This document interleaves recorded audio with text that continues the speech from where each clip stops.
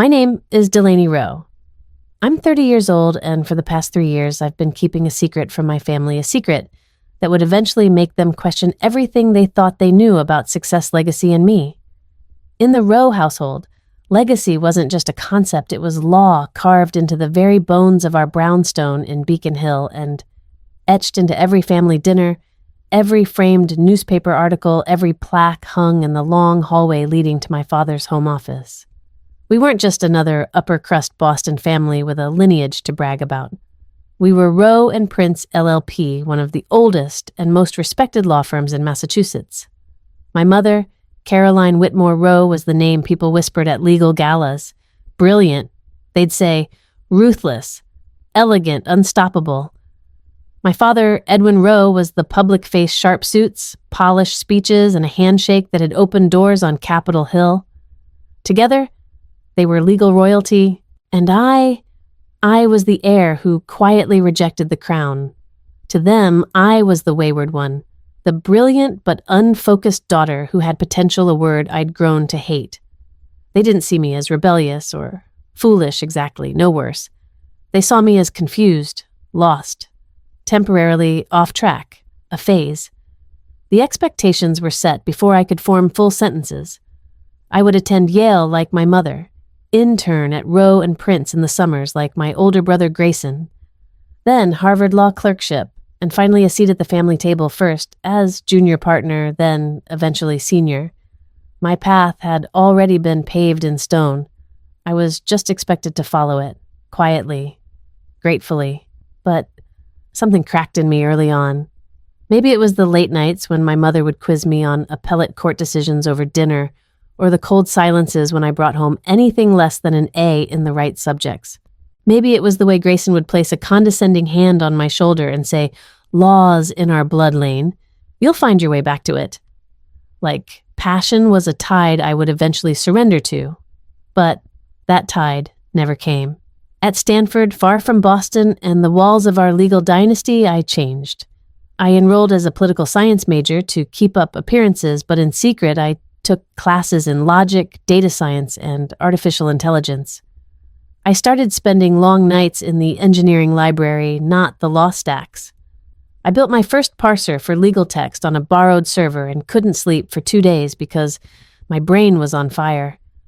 It was the first time I felt alive, not like I was performing the role of Caroline Rowe's daughter.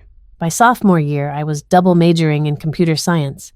My parents never knew. They assumed I was on the law track. They wanted transcripts. I edited the PDF. They asked about summer internships. I gave vague answers and spent my time at a legal tech startup in Palo Alto. And when I graduated, I told them I was taking a year off before law school. They sighed, disappointed but patient. A phase, remember. But here's the thing about phases, they end. Mine didn't. It deepened. By 27, I'd already watched one startup crash spectacularly under the weight of my own inexperience. I'd also learned more in that failure than any Ivy League seminar could have offered. I spent the next year buried in code and ramen, living in a walk-up in Oakland, sharing a bathroom with 2 other failed founders and a cat named Ramen. My parents thought I was in New York shadowing a federal judge. I didn't correct them. The Rowes didn't ask questions when they didn't want uncomfortable answers. As long as I kept quiet and didn't embarrass the family name, they were content to write me off as a temporary embarrassment. My mother once told a partner's wife at a Gala Delaney's exploring creative options before she buckles down, "You know how these free-spirited types are." Yes, Caroline, free-spirited. That's one way to describe building a security protocol that would quietly power the document systems of 15 law firms across 3 states, including, unbeknownst to them, theirs. It was around that time I created the name D.R. Ellis, my initials plus my mother's maiden name. It was a nod to who I came from, but also a shield against them. Every time a firm signed on to use my platform, LawTrace, it wasn't Delaney Rowe they signed. With it was Ellis, a ghost, with no pedigree, no dinner party reputation, no expectations. Just code and results. The irony was delicious. My mother, the very embodiment of legal tradition, once told me, "The future of law isn't about disruption, Delaney. It's about discipline." What she didn't realize was that discipline and disruption were not opposites, they were necessary partners. You can't change the system unless you understand its bones. And I knew those bones better than most. Every holiday, every family dinner, I'd return to Boston and sit through the same exhausting conversations. My father would offer updates on litigation wins. My mother would recap federal appointments. Grayson would talk about board seats, legacy clients, and occasionally throw me a pitying glance. "You still figuring things out?" he'd ask over wine. I'd smile politely and say, "Something like that." Then listen as they talked about the firm's outdated document systems, the data breaches. They couldn't explain the compliance issues that delayed cases, all while knowing that the platform quietly fixing their mess was mine. And yet I never told them. I didn't want revenge or applause. Not yet. I wanted proof. Proof that I could build something real on my own terms with no shortcuts and no name leverage. I wanted to be undeniable, not just to them, but to myself. And then came the Gala. The annual Roe and Prince Legal Gala was the kind of event that got full-page spreads in Boston's legal journals, champagne towers, caviar, monogrammed napkins, the works. It was where partners boasted, clients were courted, and bloodlines were reinforced through subtle praise and strategic marriages. I hadn't been invited in 3 years, but this time, the invitation came hand-delivered, embossed, heavy. My mother even added a note in careful script would be good for appearances. I almost threw it away. But then I remembered the latest edition of Modern Counsel Tech. A national magazine profiling legal innovators was going to print that week. And I knew exactly whose face was going to be on the cover. Not D.R. Ellis. Not the girl who left law behind. But mine. And this time, they wouldn't be able to look away. The first time I wrote code that actually worked, it wasn't some cinematic moment. There was no sudden thunderclap or dim-lit lab with string lights and triumphant music.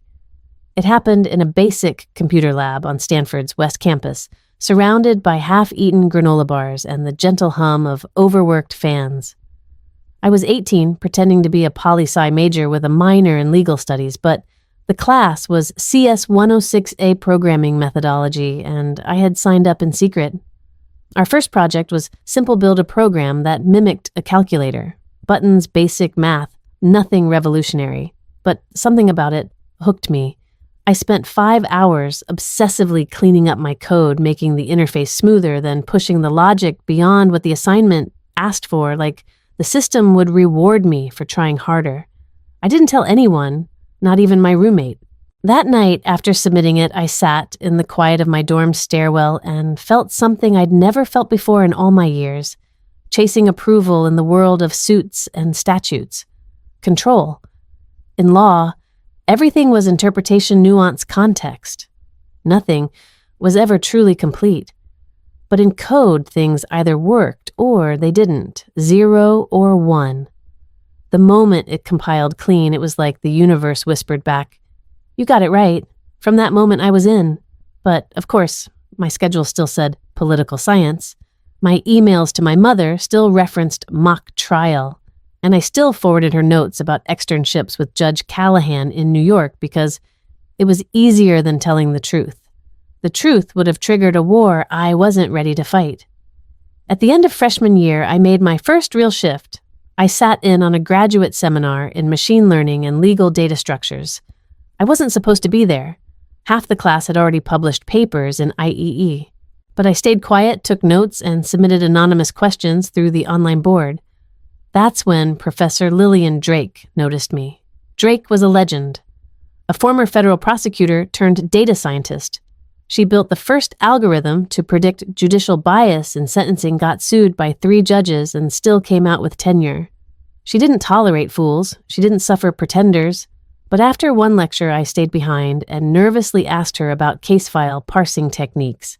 She looked up, paused, and said, "You're not in this class, are you?" "No, ma'am. You're not even supposed to understand what I just said. I guess I'm not very good at following what I'm supposed to do." That made her laugh. She took me under her wing, slowly, carefully, like someone nursing a stray into trusting the world again. She didn't care about my last name or what firm my parents owned. In fact, when I told her I was from Boston, she barely blinked. Her world was neural networks, not Northeastern prestige.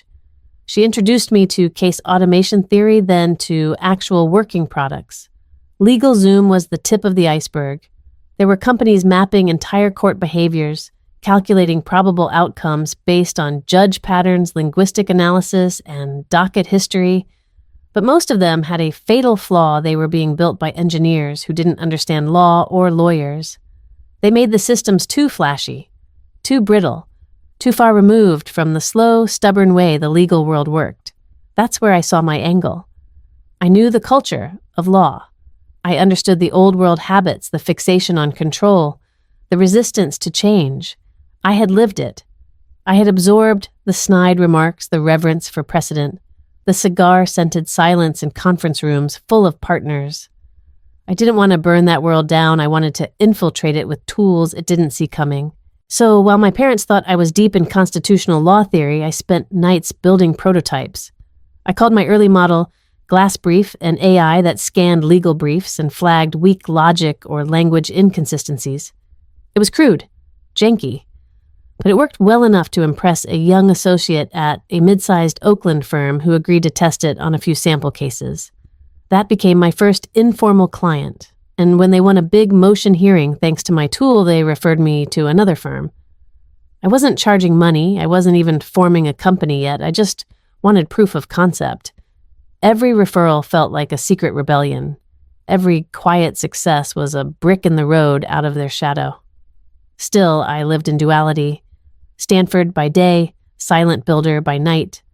During phone calls, I let my mother believe I was interning for a family friend in New York. I let my father think I was exploring clerkship options. Every lie added weight. But truth would have gotten me disowned or, worse, dragged back home to be corrected. Then came the turning point. Junior year.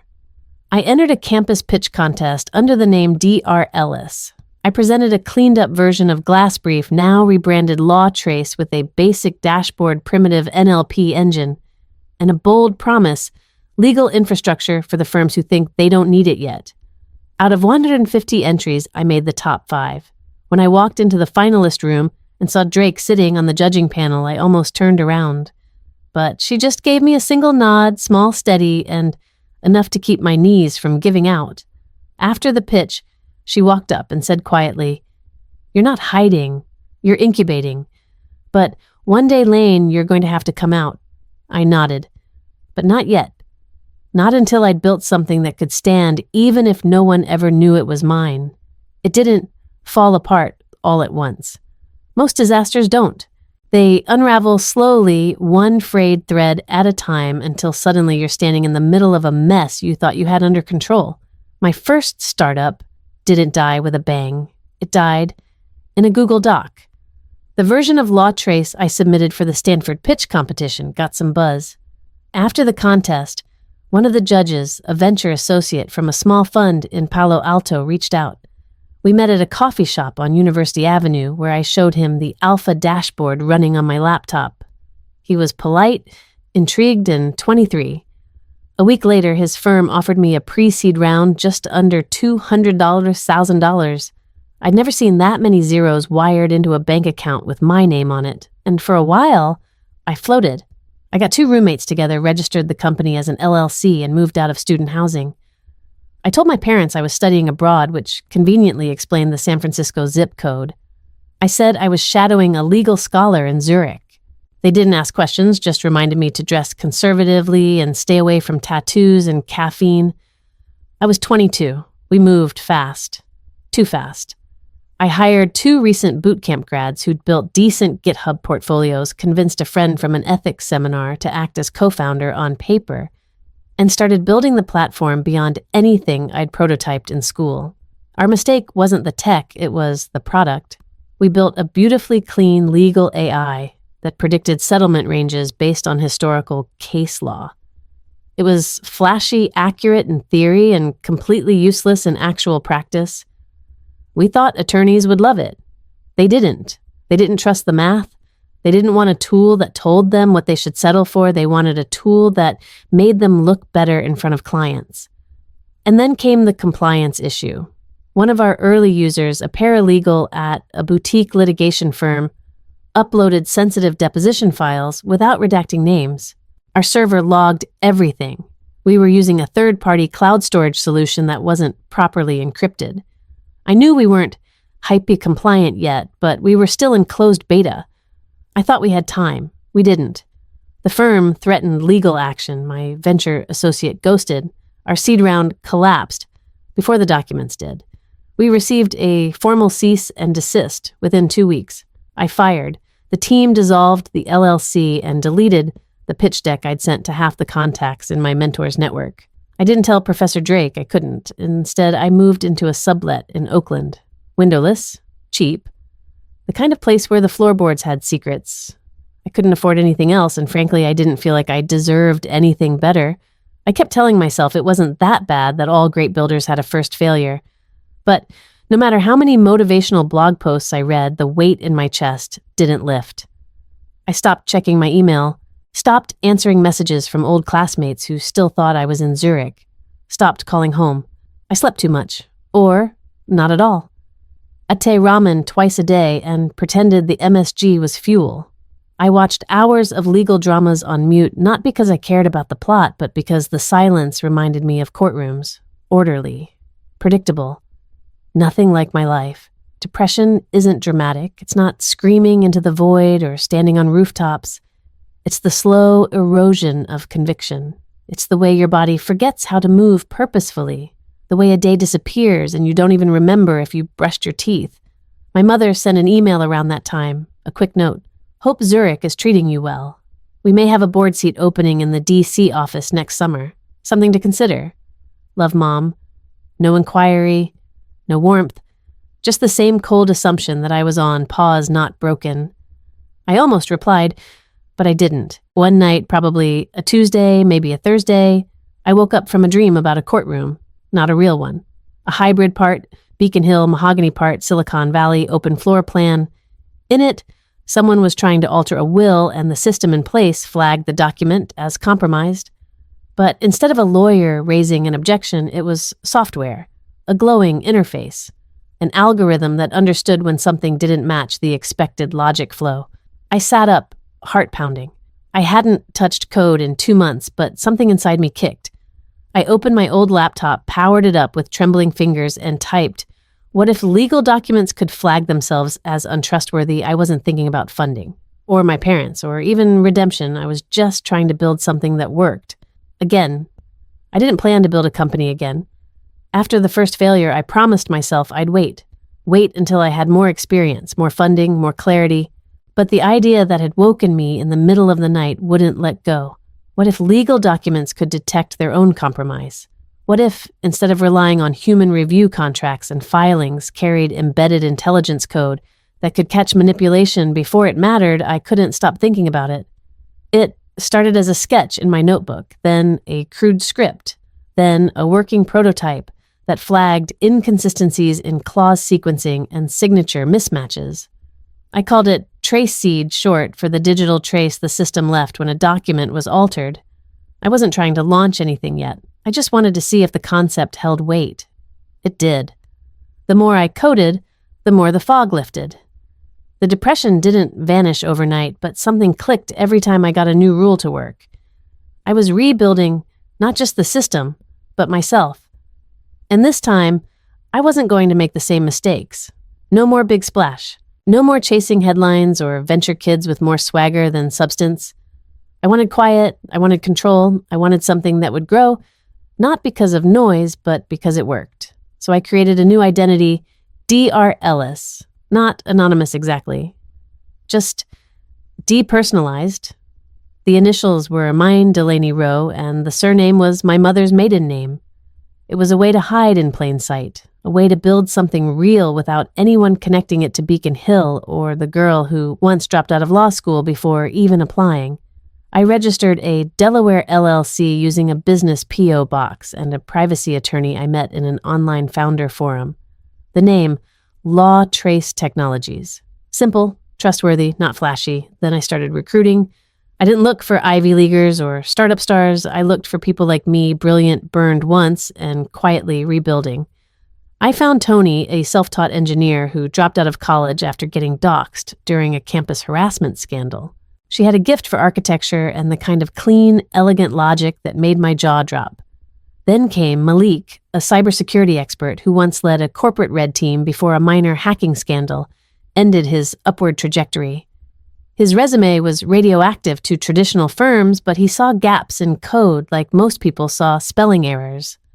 Lastly, I brought in Noelle, a UX designer who had been let go 3 times for not aligning with company culture, which, as it turned out, meant she cared more about accessibility than marketing. She designed interfaces that made people feel like they knew how to use complex systems without reading a single help page. None of them asked about me. None of them cared that my name wasn't on the company website. We worked from my apartment in Oakland using folding tables, borrowed monitors, and every free AWS credit we could find. Some nights, we worked until sunrise. Some mornings, we crashed in beanbags. We ate takeout coated with our shoes off and argued about system design like it was life or death. And slowly, LawTrace was born. The platform wasn't sexy. It didn't promise to disrupt the legal industry overnight. It promised something more radical: stability. It verified document chains of custody, detected unauthorized edits, flagged semantic drift in redlined contracts. It built a legal audit trail that could survive litigation, arbitration, even regulatory scrutiny. It didn't just help lawyers, it protected them from themselves. By year's end, we had our first pilot client, a small immigration law firm in San Diego. They'd been hacked twice in a year and were desperate for a better solution. We offered a 90-day trial. Within 30 days, their IT manager emailed us saying, "Your software caught a compromised affidavit we missed completely. We're sold." That one sentence did more for my confidence than all the pitch decks and venture calls I'd ever sat through. We onboarded 3 more firms through word of mouth. No advertising, no LinkedIn posts, just results. Each deployment gave us more data, more edge cases, more insight into what lawyers actually needed, not what the tech world thought they needed. And still, I told no one, not my friends, not Professor Drake, certainly not my parents. As far as the Rose knew, I was still in Zurich exploring comparative legal systems and taking time to travel before law school. My mother sent occasional articles about bar exam prep. My father CC'd me on firm updates.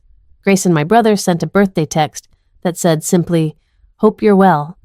Still finding your path, I didn't reply. Instead, I built. One night, about 10 months in, I was scanning legal press headlines while debugging our audit visualization tool. Buried on page 3 of a local newsletter was a note Rowe and Prince LLP has signed a contract with a third-party software vendor to overhaul its legacy case management system. No public comment was given, but sources confirm the platform will be deployed firm-wide by Q3. My breath caught. We were that vendor. Through one of our legal resellers, their firm had signed with LawTrace, completely unaware that the system they were about to install was being developed 2 miles from the apartment where I ate frozen dumplings and wore the same hoodie for days on end. It wasn't revenge. It was symmetry. They didn't believe in my tech phase. They didn't understand what I was building. But now, their future infrastructure would quietly run on the system they once mocked. And they still had no idea it was me. I closed my laptop, stared at the ceiling, and smiled. Not because I wanted them to suffer, but because I no longer needed them to understand. LawTrace was real. It worked. It was growing. And one day soon, they'd find out exactly whose hands built it. There was something undeniably poetic about watching your family sign a contract with you and not knowing it. Rowe and Prince LLP had become a LawTrace client through a reseller we'd partnered with in Chicago, a boutique IT security firm that catered to legacy law offices.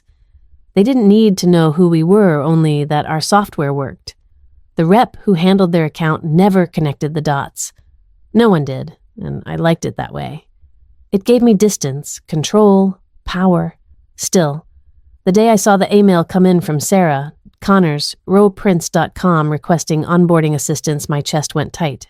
The name wasn't familiar, just a mid-level operations manager most likely, but the domain, the signature, the logo. That was the same firm whose letterhead adorned my family's holiday cards, whose embossed stationery I'd grown up seeing on every mantel and bookshelf. They were asking for help, from me. I stared at the screen for a full minute before forwarding the request to Malik. Take lead on this one, I typed. Standard onboarding protocol, no names. He didn't ask questions, he never did. Still, I couldn't help hovering in the background. Every training module we pushed out, every update they received, I reviewed personally. I watched as their IT infrastructure synced with our secure chain system. I monitored the way our smart parser flagged discrepancies in their older NDAs, some of which I recognized from having skimmed them on my father's desk years ago. It was like watching my childhood from the inside out. Then came the call. We had a policy. All clients were entitled to a 1-hour systems alignment session, usually hosted by a technical advisor. It was routine, safe, usually nothing more than confirming integrations and answering mild questions about permission levels or audit reports. This time, though, the firm requested someone with insight into the architecture, a power user, a senior lead, and the person who would be on the other end of the Zoom call, Grayson Rowe, my brother, the golden son of the Rowe legacy, partner at 32, Harvard Law, Georgetown undergrad, still carried our father's monogrammed briefcase last I checked. I froze. Tony found me, still staring at the request half an hour later. You good? She asked, chewing on a pen cap. Fine, I lied. Old contact. Just surprised to see them show up. You want me to take it? No, I said too fast. Then recovering. It's fine. I'll handle it. We'll keep it audio only. Standard briefing. She nodded and walked off, unaware that my heart had started pounding in my ears. The day of the call, I changed my Zoom profile to Dr. Ellis and toggled the video off. I checked my voice modulator not to distort, but to flatten.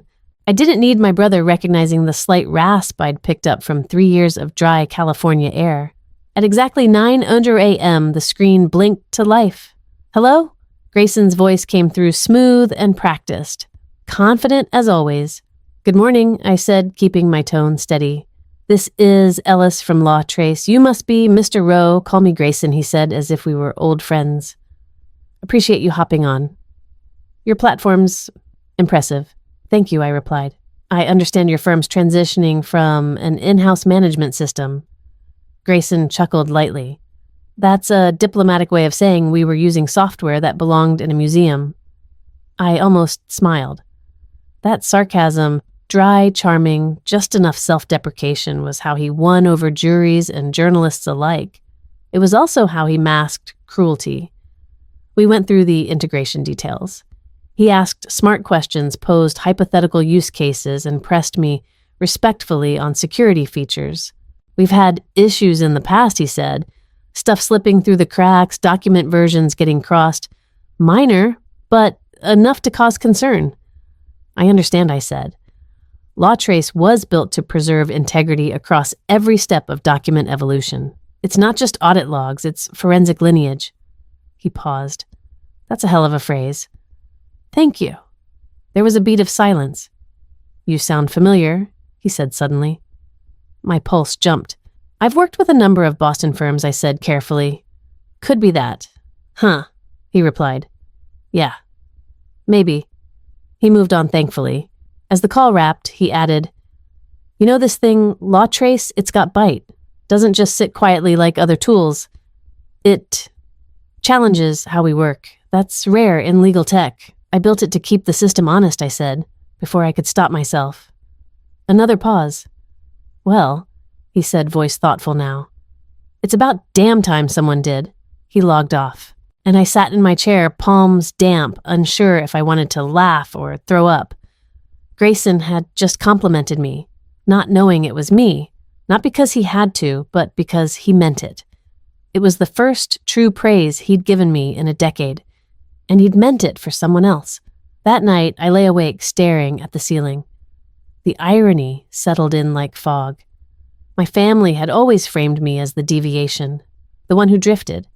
Now they were running on the very systems I had built, trusting in the architecture of someone they didn't even know, or maybe wouldn't know. Was that Justice, no, it was something colder, cleaner. Truth. The kind of truth that doesn't need explanation. But even in that quiet victory, something inside me stirred. Because a truth hidden too long can become a lie. And part of me knew this couldn't stay secret forever. The invitation arrived in a thick ivory envelope sealed with a wax insignia. I knew by heart the Rowe family crest wrapped in olive branches and the Latin motto, Veritas supra omnia, truth above all. How ironic. I turned it over in my hands as if it might burn me. The Cape May Gala was an annual tradition, a gathering of New England's legal elite at a historic mansion on the Jersey Shore. It was part donor soiree, part status showcase, and part legacy roll call.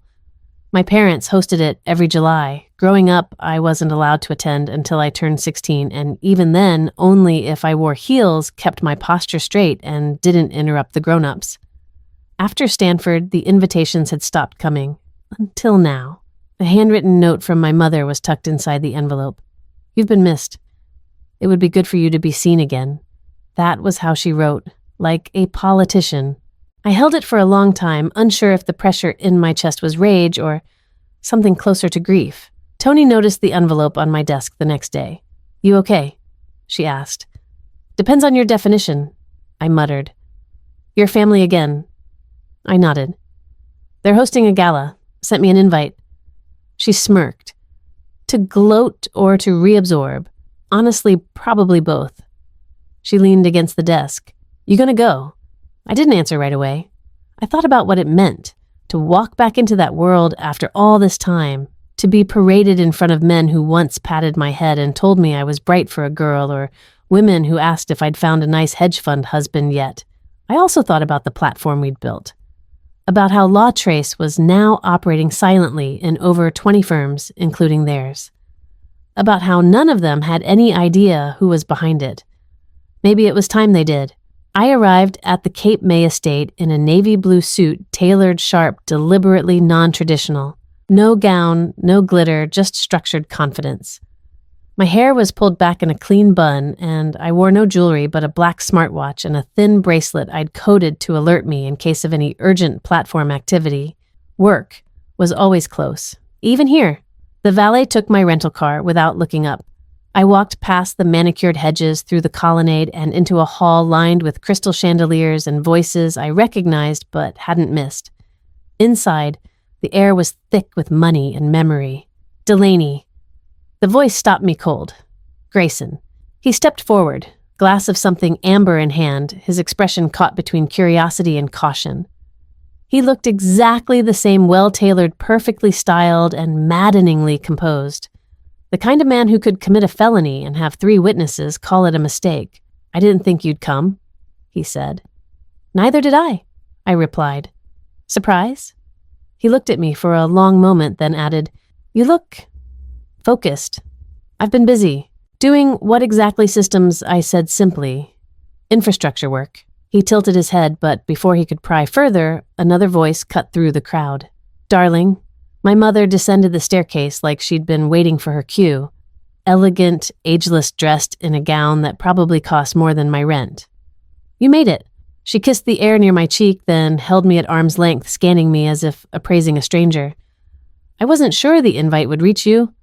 You're always so off the grid. Mail works just fine. Well, she said, adjusting the collar of my blazer slightly, I suppose this is your style now. Clean, efficient, like good code. She blinked.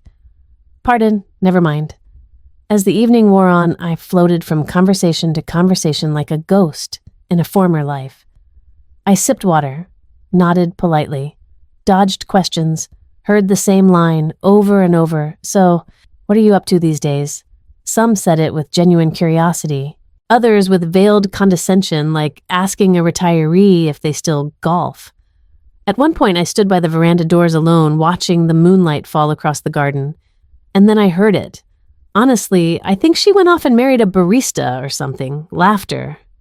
I heard she was in Europe, or maybe Oregon. Honestly, does it matter? She always had that odd streak. The voices were familiar, distant cousins. One of them had once poured orange juice in my laptop when I was 15 and called it an accident. She'll never get back in. Edwin made that clear after the Stanford thing. My fists clenched around the stem of my glass. So that's how they talked about me now. Like a footnote. That was when I saw my father enter the room, tall, silver hair. The same charcoal suit he wore for every important meeting. People parted when he moved, deference wrapped in admiration. He spotted me, nodded. Nothing more, no warmth, no anger, just calculation. I stepped forward. "Delaney," he said. "Dad." He studied me. "I see you're still resisting tradition. I see you're still pretending it's not fragile." His brow twitched, just a flicker. "You've grown sharp. I've always been sharp. You just stopped listening." He looked away, then back. "You could still return, you know. The firm has evolved. So has the world. A beat. Whatever it is you've been doing," he said finally. "I hope it's been worth your silence." Oh, I smiled tightly. "More than you know." An hour later, a woman with tight curls and even tighter posture took the stage and tapped a glass for attention. "Ladies and gentlemen," she announced, "we'd like to take a moment to acknowledge the incredible strides our firm has made this year in modernizing our legal systems and protecting client data." I turned slowly, and we'd like to thank the visionary behind the technology that's made it all possible. Please join us in welcoming to the gala virtually the CEO of LawTrace Technologies, Mr. D.R. Ellis. A hush fell. A screen flickered on behind her, and for a breathless moment I watched the room of attorneys, judges, donors, and rows freeze as my face appeared on the screen. Not a fake name, not a ghost identity. Me. "Hello," I said calmly. "I believe many of you know my work, even if you didn't know it was mine." My mother's wineglass slipped. My father stood stiff as granite. Grayson stared at the screen jaw, slack. "I built LawTrace," I said simply, "because the legal system deserves tools as precise as the stakes it carries, and because truth, real truth, should be baked into every clause, every contract, every legacy." I looked directly into the camera, even the ones we inherit. I left the gala before the screen even went dark. While the guests sat frozen jaws slack wine glasses, half raised in mid-toast, I slipped out the side entrance down the garden path and into the waiting car I'd booked an hour earlier. No drama, no confrontation, just silence and the soft echo of my own voice still hanging in the air behind me. The driver didn't say a word. I was grateful. My phone buzzed nonstop on the ride back. Texts from Tony. Missed calls from Malik, emails from our PR inbox. Something was happening, something bigger than I'd anticipated. By the time I got back to Oakland and climbed the narrow stairs to my apartment, I already knew. I opened the door, dropped my bag, and stared at the blinking cursor on my laptop screen. There it was, the quiet force behind the legal tech revolution. Fortune magazine, August cover feature. Below the headline, my face, not the D.R. Ellis pseudonym, not an abstract logo. Me, Delaney Rowe. It shouldn't have surprised me. The Fortune team had reached out weeks ago after one of our pilot clients leaked internal benchmarks showing LawTrace had reduced litigation errors by 37%. I'd agreed to an off-record interview, tentative, cautious, shadowed. I didn't expect they'd run with it, let alone put me on the cover. But they had, and the world was already reacting. By noon the next day, I was trending. Delaney Rowe, LawTrace Revolution. Rowe, but make it tech LinkedIn, lit up with congratulatory posts from people I hadn't spoken to in years. So proud to have known her back in undergrad. Always knew she'd do something big. The hypocrisy would have been laughable if it weren't so predictable. CNN ran a feature titled, "Legal Heiress Turned Disruptor, the Woman Who Outsmarted Her Own Dynasty." Forbes followed with "Daughter of Law Royalty Builds the Tech That Will Replace Them." Someone on Twitter called me the hacker heiress. I wasn't sure whether to be flattered or terrified. Then came the message I'd been dreading. It was from my father. Subject, "You've made your point." Body, "This was unnecessary. I hope you understand the position you've placed this family in." No signature, just cold authority dressed as disappointment. I didn't respond. not out of defiance, but because there was nothing left to say. That evening, Tony burst into the apartment, nearly tripping over the laundry basket in the hallway. "You're a goddamn celebrity," she shouted, waving her phone like a sword.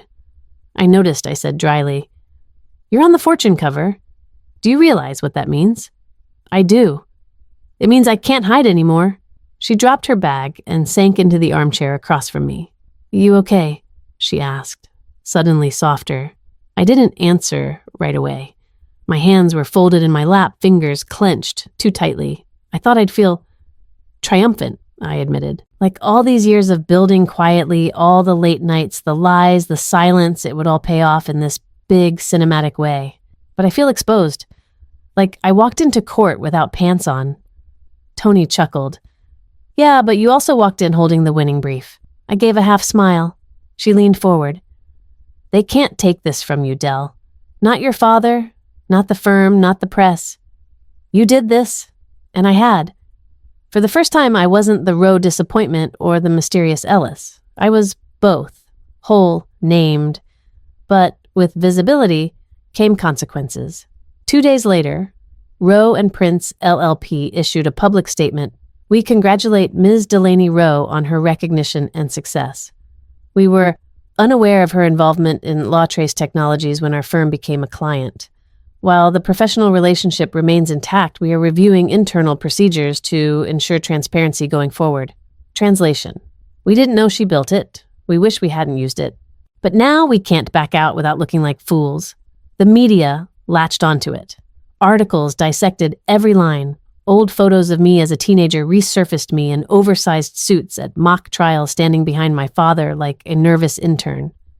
One headline read, "Daughter outwits Dynasty Roe firm runs on her software without knowing it." Even my old Stanford classmates started posting threads about that time. Delaney crushed our group project and we should have seen it coming. The whole world seemed to want a piece of the story. Then came the call from Professor Drake. It was short, simple. "About time," she said the moment I picked up. I exhaled. "You saw it." "Of course." I framed it. That made me laugh, actually laugh. I hadn't laughed like that in months. She paused. "You've made waves, Delaney. But now you have a choice. What kind of choice? You can enjoy the glory. Do the talk show circuit, take the money, ride the buzz, or you can go deeper. Build something that lasts longer than the noise." I was quiet. "You didn't get here because you wanted applause," she continued. "You got here because you wanted integrity. Don't forget that. I won't.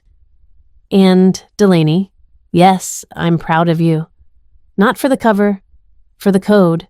She hung up before I could say, "Thank you." That night, my inbox pinged with a message marked urgent.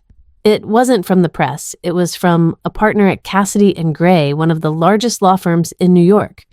A firm my father had once said would never trust anything that didn't come on paper and in triplicate. Subject: enterprise integration discussion. LawTrace body. We'd like to explore full-scale implementation across our litigation and contracts divisions. Your platform has been recommended at the executive level. Would you be open to a meeting this Friday? I forwarded it to Malik with a note, "Prep the enterprise deck. We're going in."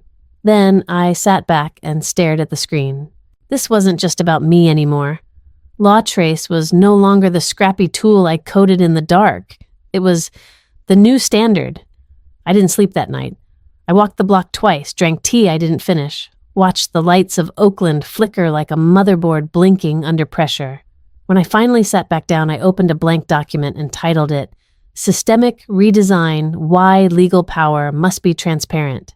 It would be the keynote address for the Legal Futures Conference in Chicago, where I'd just been invited to speak headliner status. I didn't want to just bask in my victory. I wanted to shift the axis of the world I'd once been erased from. And now they were finally listening, not because they respected me, but because they had no choice. I thought I'd braced for everything: the press, the attention, the backlash from the Roes, even the inevitable smear pieces accusing me of writing my family's name despite doing everything possible to sever it. But I hadn't braced for this. It started with a routine compliance review. Tony flagged a few discrepancies in one of our newer client systems, nothing major at first. A few signature mismatches, a timestamp anomaly. Most startups would have brushed it off as a syncing glitch. But we weren't most startups. LawTrace was built to find ghosts in the wires. So we dug deeper. Malik pulled server logs from the Row and Prince node where we were still operating under a full license contract. It should have been clean standard system checks. Client-side edits logged no anomalies, except someone had created a ghost user. Not an admin, not a partner. Just a phantom account that had been running silent audits across nearly every high-profile client we'd onboarded in the last 4 months. Even worse, it was exporting metadata. IP traces bounced through proxies, but Malik, being Malik, found a hidden trail. The final IP ping Row and Prince. Internal network. I stared at the screen numb. Someone's been siphoning data from our core engine using your own family's login shell. Malik said. Voice clipped. How long? At least 3 months. Might have started earlier. This was buried deep. Why didn't we catch it? Because it was done clean. Like, too clean. They knew what logs we audit and how to avoid tripping them. Tony leaned in. You think this was internal? I nodded slowly. Someone with both legal knowledge and technical fluency. Tony's eyes narrowed. Grayson. I swallowed hard. It made sense. He had access. He'd been one of the few people who'd seen our platform up close before the fortune reveal. He knew enough to navigate the structure. But more than that, he had motive. What if the public reveal had wounded more than just family pride? What if it threatened their business model? What if someone, maybe Grayson, maybe another partner, had decided that if they couldn't own LawTrace, they'd at least hollow it from the inside? Malik looked at me. You want me to lock the Row firm out entirely? I hesitated. That was the logical move. Cut ties, protect the system, run a public security statement, and explain it away as part of ongoing compliance hardening. But part of me needed confirmation first. Not because I doubted the data, because I needed to see the betrayal in someone's eyes before I named it. The next morning, I requested a call with Grayson. He answered immediately, as if he'd been expecting me. Delaney, he said coolly. Busy morning, always is. Your name's still bouncing around the press. I got straight to it. I know someone at Row and Prince created a ghost access shell and has been silently scraping client-side usage logs. Silence. I didn't flinch. You want to explain?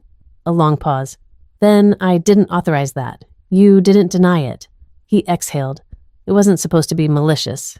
Just informational. You were spying. We were auditing. Quietly. To understand how deep your system actually runs, you could have asked. You wouldn't have answered. He wasn't wrong, but that wasn't the point. You think you get to observe me like a case file, I asked, voice rising. You think because I walked away from your world, I forfeited the right to boundaries. Don't make this personal. It is personal, I snapped.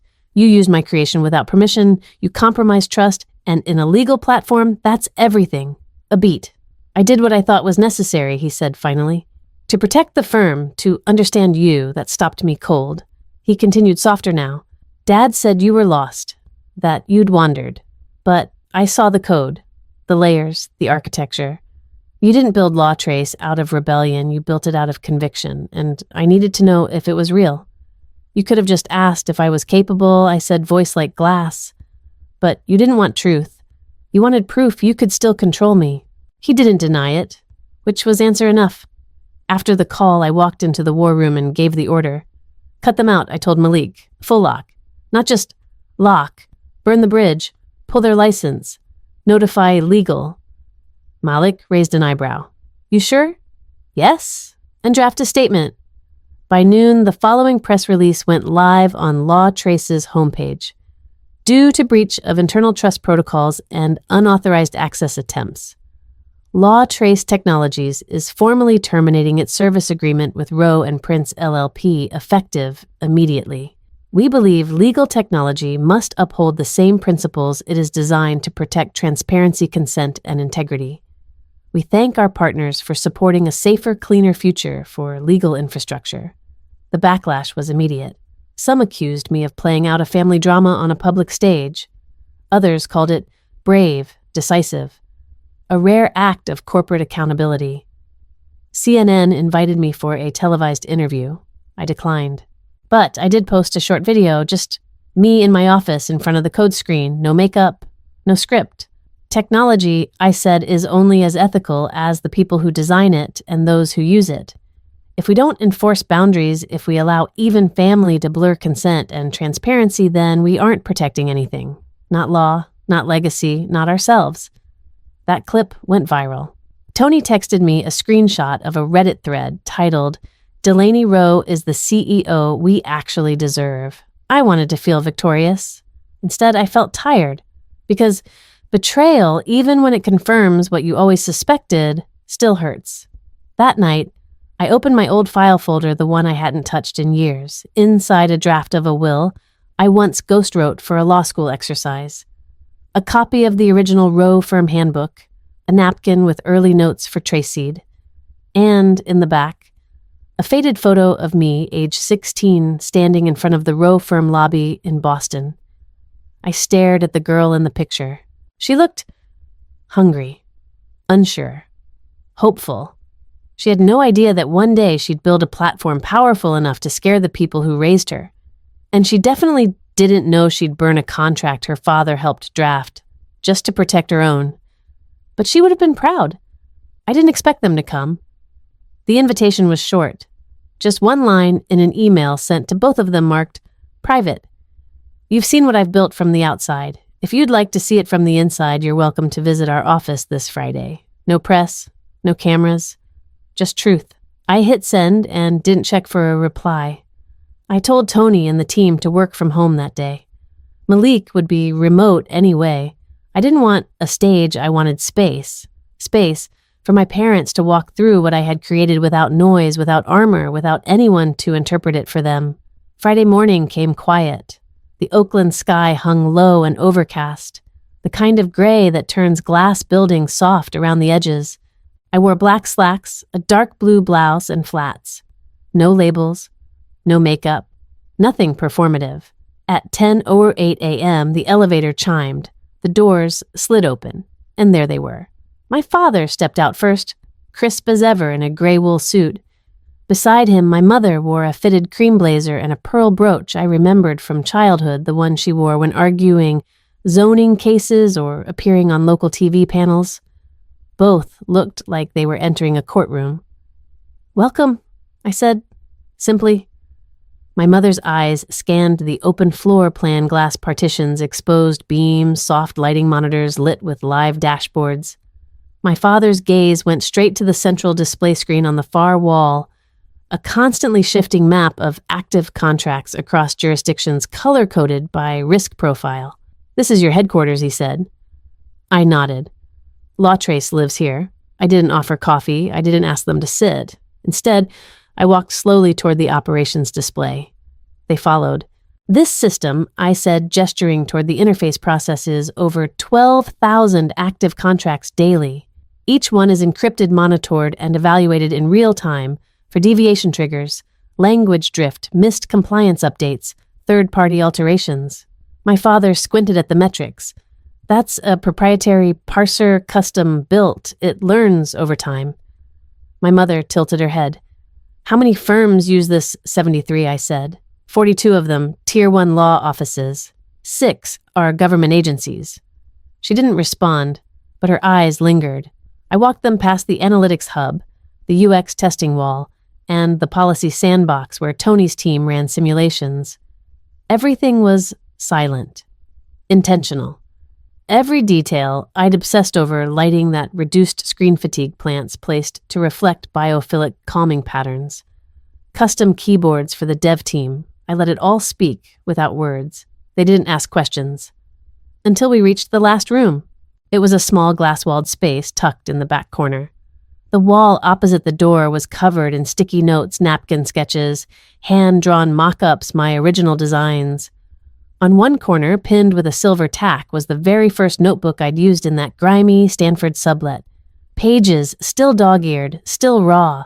My mother's hand went to her mouth. My father said nothing. He just stared. "This is where I started," I said quietly. Not to spite you, not to run, but to build something I couldn't find in your world. Finally, he spoke. You could have shown us this sooner. I did, I said, in pieces. In words you didn't want to hear. You saw deviation. I saw evolution. He looked at me. I wasn't ready to understand, he admitted.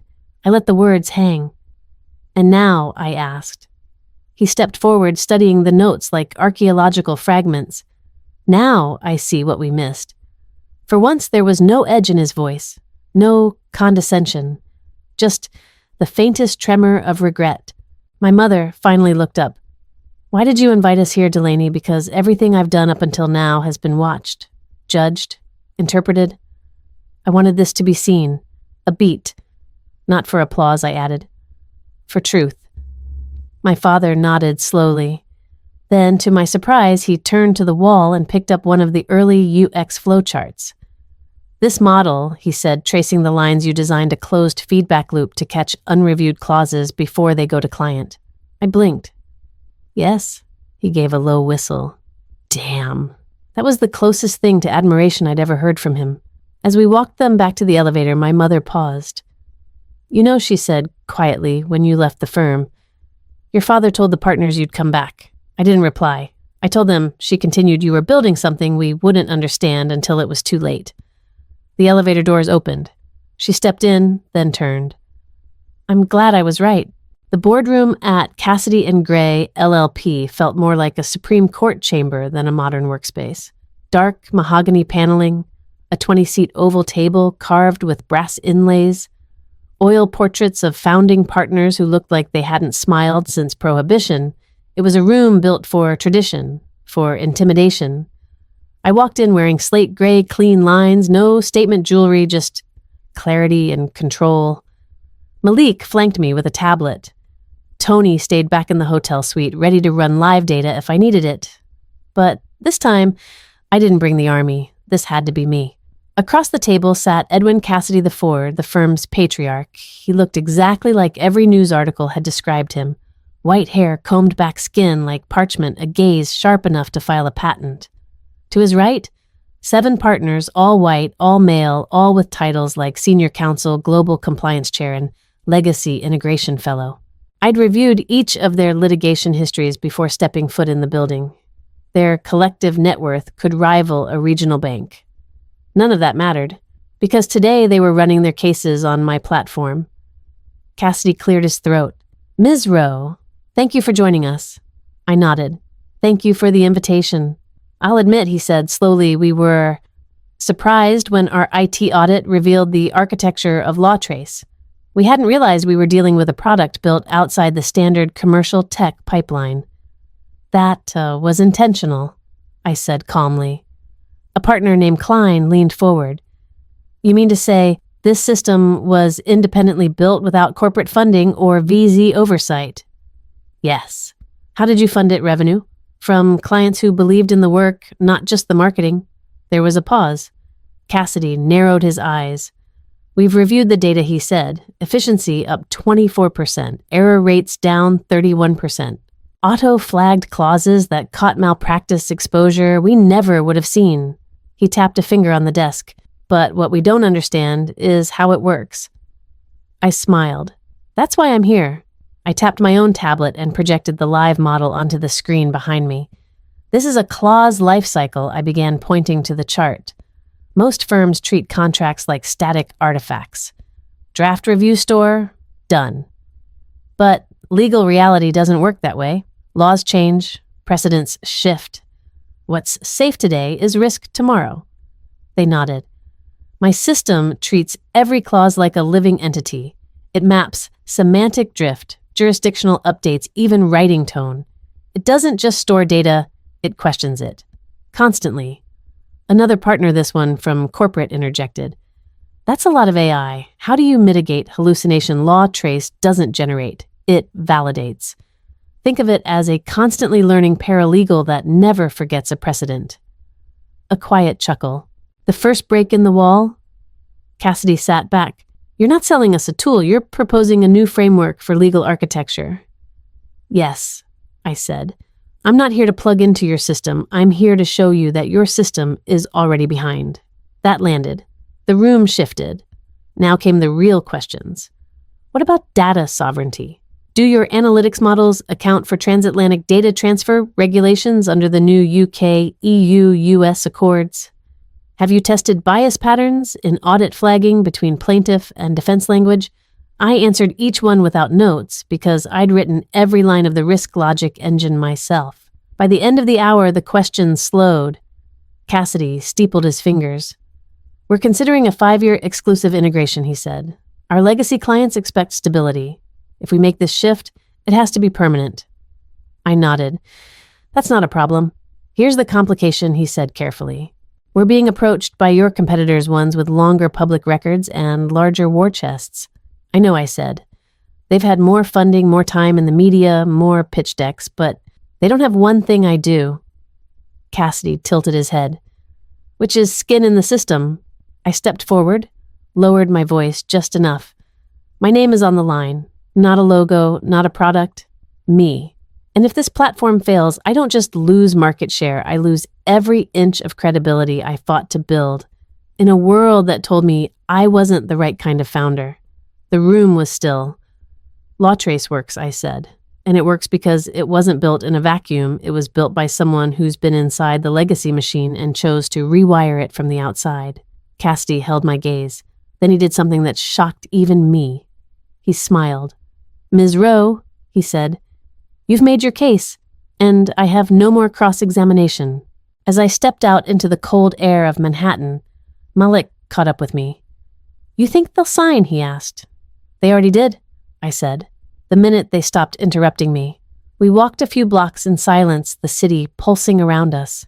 And I thought, this is how revolutions begin.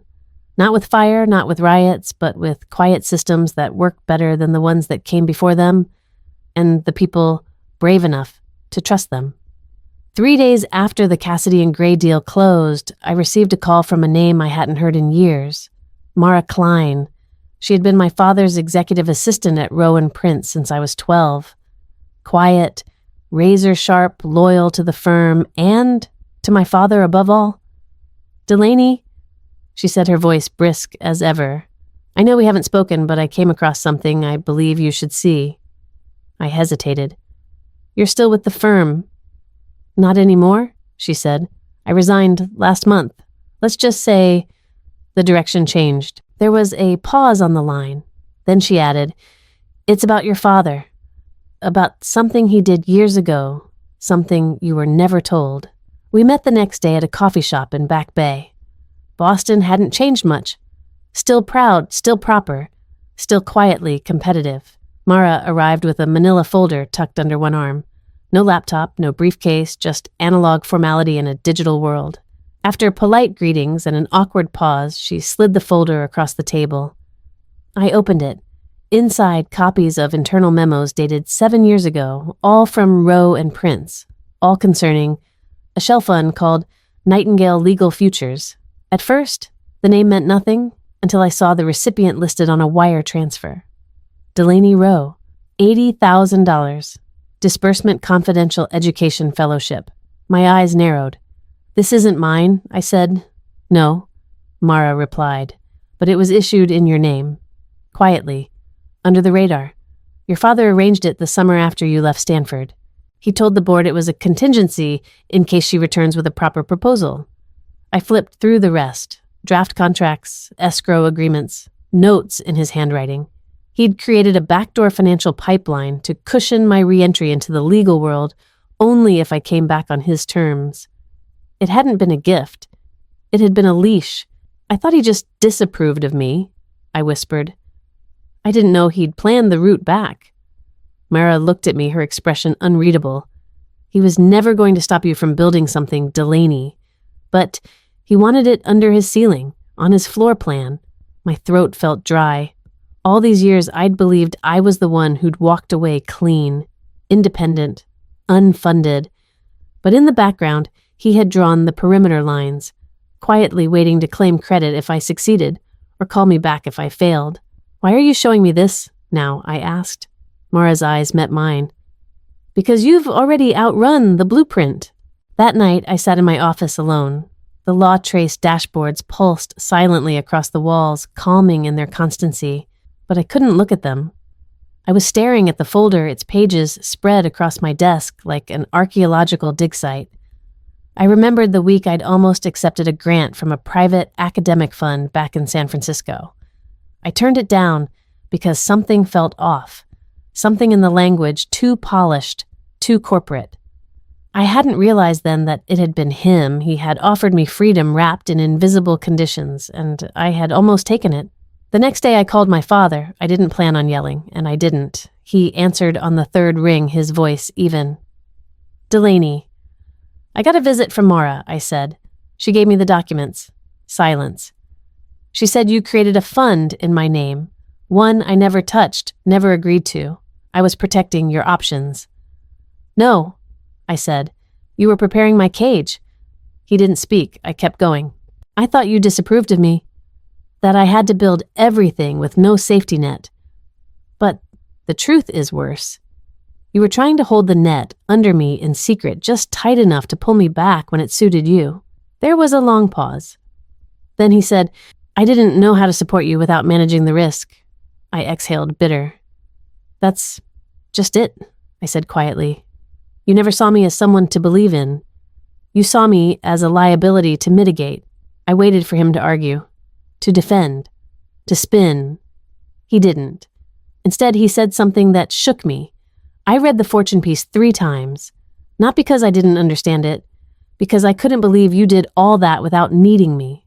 That landed harder than I expected. I didn't answer. "I was wrong," he added. "Not just about the platform, about who you are." For the first time, his voice cracked. Just slightly. "I thought I was teaching you strength, but all I taught you was how to hide it." A silence passed between us, deep, heavy still. Then I said, "I'm not angry you didn't believe in me. I'm angry you pretended control was care." A beat.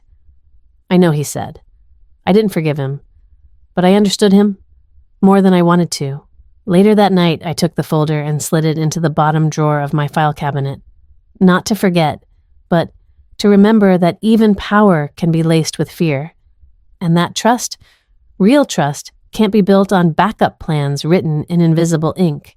Edwin Cassidy didn't make a speech, he never did. But when the internal memo was quietly circulated through the boardroom of Cassidy and Gray LLP, it sent ripples through every tier of the legal world. Effective, immediately, Edwin was stepping down as senior board chair. In his place, not another partner, not a legacy name. Delaney Rowe, advisor to the Digital Transition Board. It wasn't a ceremonial appointment. She had full access, decision rights, influence over policy redefinition and infrastructure overhaul. For the first time, the firm that once symbolized resistance to change had invited the woman who built the change into its inner sanctum. When Delaney walked into the firm's boardroom for her first advisory session, silence greeted her. Not hostile, not performative, just the kind of hush that comes from watching history reframe itself in real time. Edwin stood to greet her. He looked older, quieter, but also freer. "Legacy isn't what we keep," he said, shaking her hand. "It's what we grow into." She didn't reply. She just nodded and took her seat at the table. Meanwhile, across the city, another conversation unfolded. Caroline Rowe sat in a sunlit office lined with legal textbooks and faded trial photos. She looked at the framed portrait of her younger self from law school, then back at the proposal in front of her. The letterhead read, "The Legal Innovation Foundation." It was more than just a grant. It was a movement to fund tech-driven legal reform in public defense immigration law and rural courts, and it would be named after someone who had once been left off the guest list to her own Bar Association dinner. "Delaney Rowe Legal Innovation Foundation," she read aloud. Then she signed. Hours later, mother and daughter met for dinner, not in silence, not in tension. Over wine and soft laughter, Caroline finally said, "You built something." Delaney raised an eyebrow. "So did you." Caroline reached across the table. "Yes, but you made it matter." The hug wasn't loud or cinematic, it was quiet, honest. 2 women, once adversaries in everything from ambition to belief, finally standing on the same page, not because one conceded, but because both evolved. 1 year later, the New York Times ran a Sunday feature headlined, "Justice Digitized How? Law Trace and Roe LLP are rewriting access in America's overlooked counties." The article chronicled a pilot program uniting Law Trace's platform with the institutional reach of Roe LLP. The goal: bring modern contract tracking, caseload transparency, and bias auditing tools to legal systems in underfunded, overburdened counties. The impact was immediate. Cases moved faster. Errors dropped. Public defenders reported feeling less alone in the data fight. One paragraph quoted a young judge in rural Missouri. "For the first time in 15 years, I feel like the system is actually working with us." Delaney read the article at sunrise coffee in hand, curled on the same worn leather couch where she had first pitched Law Trace to Tony and Malik over takeout and skepticism. She smiled. Later that day, she stood in front of a lecture hall full of first-year law students. No slides, no branding, just a chair, a circle of eager minds, and one question written on the whiteboard.